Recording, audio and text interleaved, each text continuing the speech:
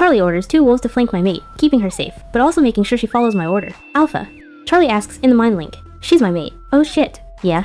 Does she know? She doesn't act like she recognizes you as her mate. I'm not sure. She's a lone wolf, but she's going to school for human and veterinary medicine. He turns and looks at her. Wow, a smart one. Apparently. What did she say about your leg? That I need surgery. Well, no offense, but I could have told you that. Let's see what she says when we get to the pack. And find her shirt. I don't like her walking around our warriors with no clothes on. He takes off, rushing toward our pack lands. When he returns, his wolf carries a shirt to her in his mouth. I watch while she looks up at me. We're about to enter my pack. You're an unmarked, unknown, young female. I thought you might like a shirt to put on to cover yourself, I say. If she says no, I'll insist, but I'm hoping she'll choose to put it on without me having to demand it. Thankfully she does, looking almost relieved. Good. She's not the kind of woman who flaunts her beautiful body for all to see. When we get back, I'm taken straight to the pack hospital, asking Charlie about other injuries the warriors sustained and what happened to Brady's pack. He gives me the list of injuries as we walk in, shifting and continuing to talk to me out loud as Dr. Stevens rushes up. Alpha, let's get you into a room so we can look at your leg. You'll need x-rays, he says. Yes, I will, I say. The girl comes too. The girl has a name, she mumbles. I stop and turn to look at her, her eyes going wide. She obviously hasn't been around a lot of alphas, or it's been a long time. She keeps mumbling to herself as if I can't hear her. It's kind of cute.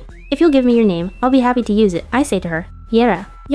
I'm Alpha Warren, come with me, I say, turning back and letting the warriors help me into the x-ray room. Who are you? Get out. Dr. Stevens barks at her as we walk into the room. She's with me, I say, ignoring his blustery attitude that a young woman is in the room with us. She looks at him and I'm pleased when she instinctively moves closer to me. I get settled onto the table and Dr. Stevens sets up the x-ray machine. While he does, I watch Yara.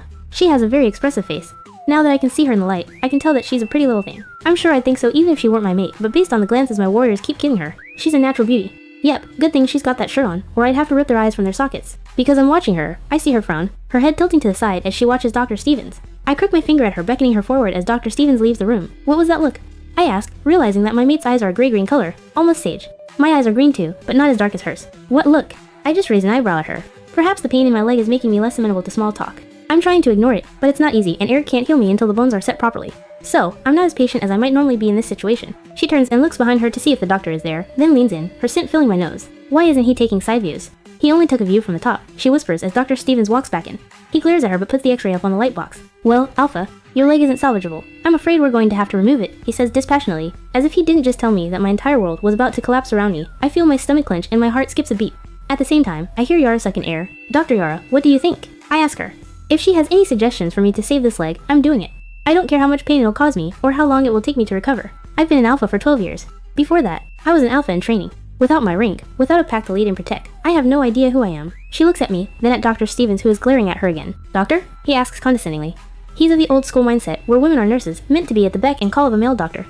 It's another reason he has to go. My nurses are constantly complaining and threatening to leave. Studying to be, but I would suggest getting x-rays of the sides of the leg before determining if the leg has to be removed, she says, more confidently than I was expecting. She may not be comfortable around me, or even in the pack, but here, in this hospital room, her confidence is clear. You heard her, Dr. Stevens.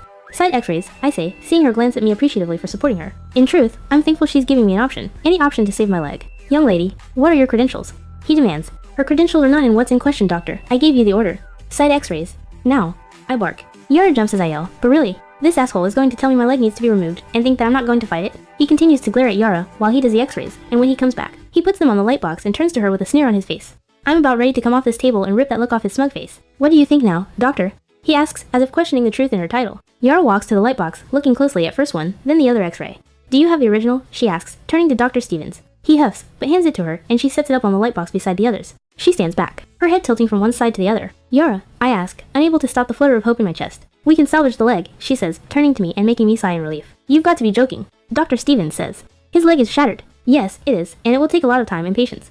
But Alpha Warren has time, and I have patience, she says, looking at me. Do it, I tell her, putting my future into this woman's hands and hoping I won't regret it.